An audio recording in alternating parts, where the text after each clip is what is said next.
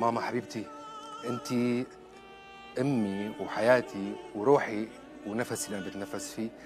الله يخلي لنا اياكي وتضلي بصحتك وقوتك.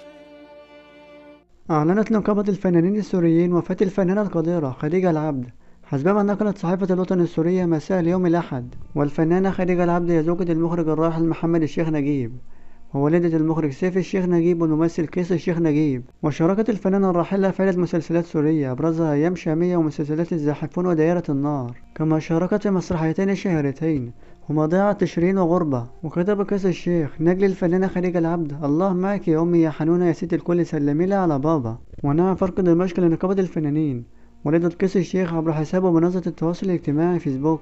وكتبت النقابة: وفاة الزميلة الفنانة القديرة خديجة العبد، ونوافدكم لاحقا بموعد التشييع والدفن وموعد التعزية، إنا لله وإنا إليه راجعون.